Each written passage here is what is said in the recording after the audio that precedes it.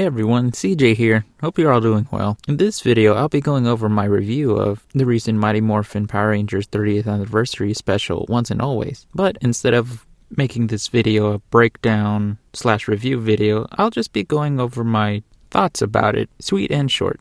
Although this special was very cheesy, I just enjoyed it so much. It was just so much fun and it was really great. And yes, of course, it had so much potential for so many other Power Ranger characters to be involved with it. I feel like having this small and yet focused story on the NPR team was just a phenomenal way to create such a great story for the anniversary special. A funny story was I actually met Steve Cardenas at my day job one day, and me being such a huge fan, I tried not to visually geek out too much, and it was only a small talk since it seemed like he had a place to go, and he seemed like he was in a hurry, so I just briefly told him I was a fan, and then that was it. Having Rita be the villain of this special just made sense, but it was really interesting to have the robotic twist on it. I know a lot of people, including myself, thought it was gonna have to deal with the Machine Empire, but it's still cool to see how it all turned out later in the special. It was sad to see Trini lose her life at the hands of Robot Rita's attack that was aimed at Billy, but since Trini was such a great, kind, and caring person, she sacrificed herself in order to save her friends.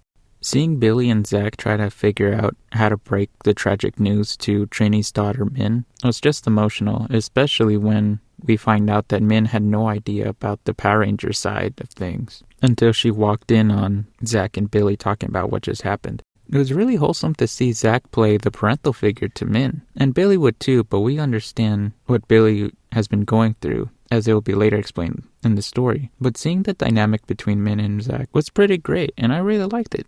We get a reference to Billy's flying car from the original Mighty Morphin, and I've got to say, I really like this new model. It's a really great color and a great design too.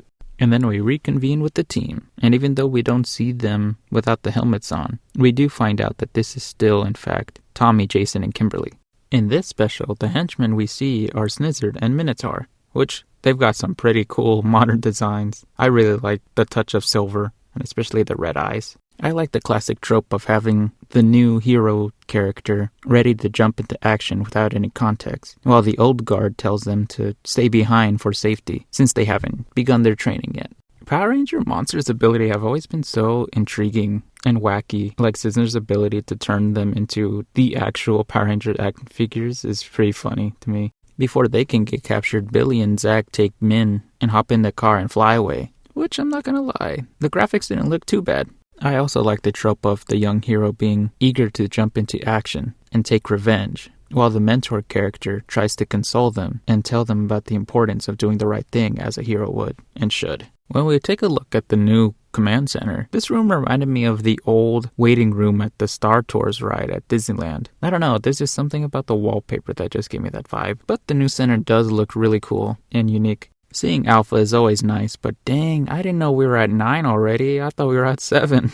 We then find out through flashback an explanation from Billy that he had tried to bring Zordon back using the morphing grid, since during Countdown to Destruction, of course, Zordon told Andros to destroy his tube in order to release all of his good energy, which expelled majority of the bad energy from certain characters like Rita and Zed, while it ultimately destroyed other forces of evil, like Ecliptor. But what is interesting that we find out, which also sounds like some Kingdom Hearts stuff, is that when the good energy spread through the galaxy and destroyed majority of the evil forces, Rita's bad energy was exposed and somehow went into the cosmic forces of the morphing grid too. Rita's evil forces takes over Alpha 8's body, and that's why Robo Rita is created. That's why Billy is hiding his anguish and being distant to Min and Zach, because he blames himself for everything that's happened to the team and especially to Trini. With the need for more Rangers, they tap into the morphing grid and teleport Power Ranger backup. So they bring in Kat,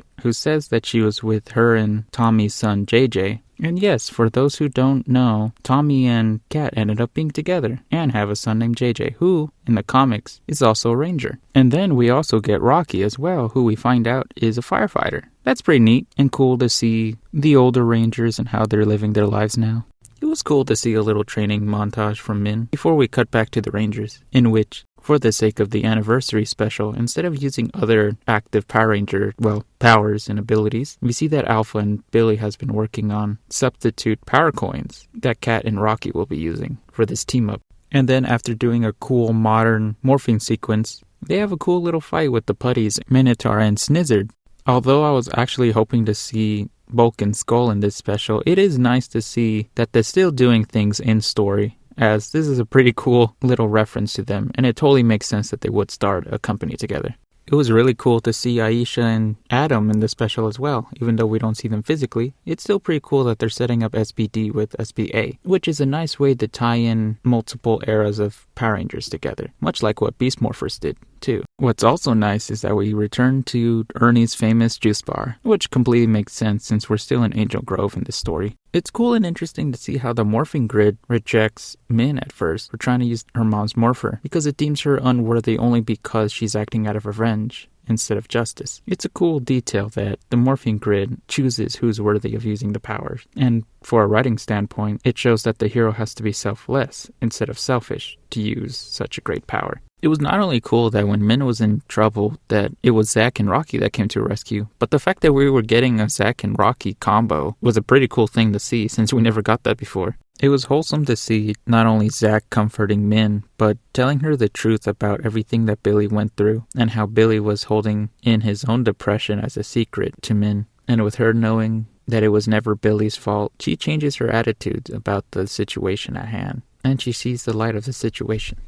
The Rangers plan to use a high-power magnet to capture both Snizzard and Minotaur. It was a pretty goofy one, but what was also pretty funny was I saw memes about how Kat never got to use the crane Zord, but here she is using a crane, which could consider to be a Zord of some kind. It's here that we find out that not only are Snizzard and Minotaur fighting other Power Ranger teams from different series, but the reason why they're capturing them is because Robo Rita wants to use the morphing grid energy to fuel her machine for her dastardly evil plan. It's still cool to see that they use the Power Ranger action figures, the different Rangers being captured. After Jason, Tommy, and Kim, we see that the following Rangers were also captured.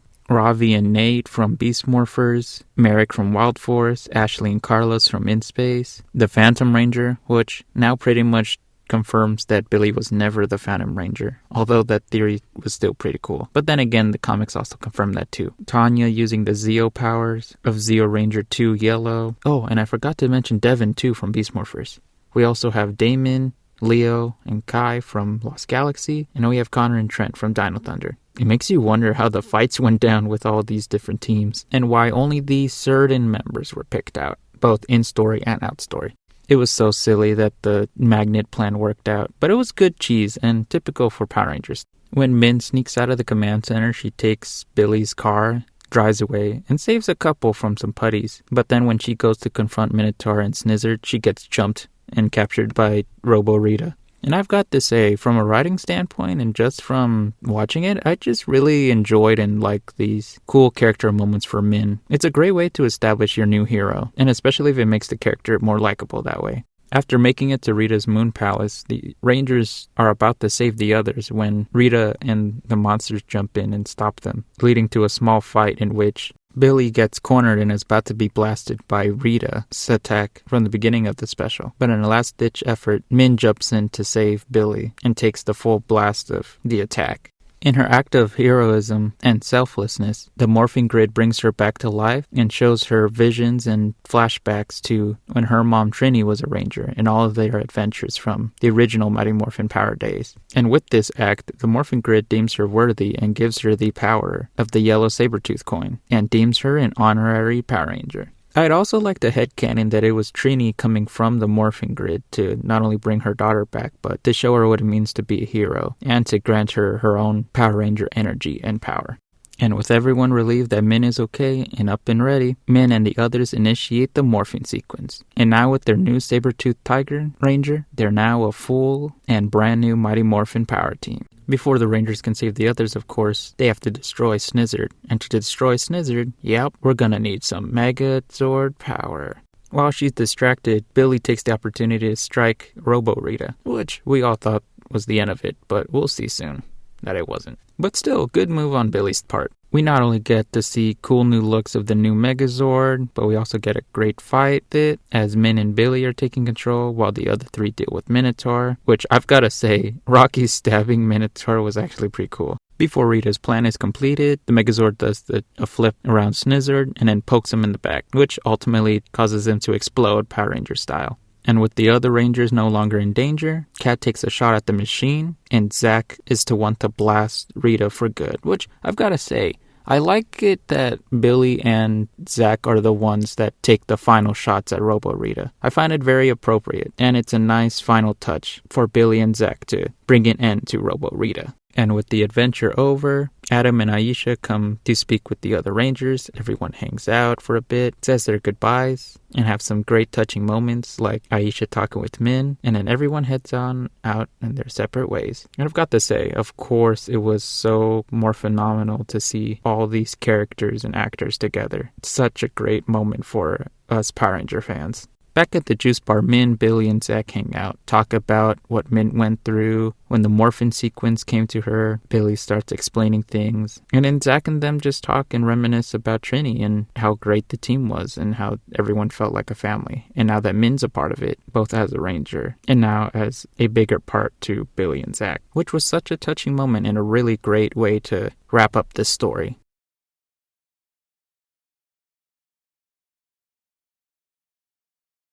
Overall, this anniversary special was very touching and very wholesome. And although very cheesy, it's Power Ranger cheese, so you know that it was going to be good. And yes, of course, there was so much more potential for many more Rangers. I'm really glad that they focused on the core of the original team. And with Min as the new inclusion, it made the story even better. Because I feel like what makes a story ever greater is when they include legacy in it too. But with that, the video comes to an end. If you have any comments, you can send them in the section down below. I'm very curious to hear all your thoughts on the special, whether you liked it or not. Feel free to send it down in the comment section. And hey, if you liked this video, you can drop a like, consider subscribing to the channel, and check out some of my other stuff here too. Your support is very appreciated. And with that, I'll catch you in the next video. Bye bye for now, and hope you all continue to have a great day.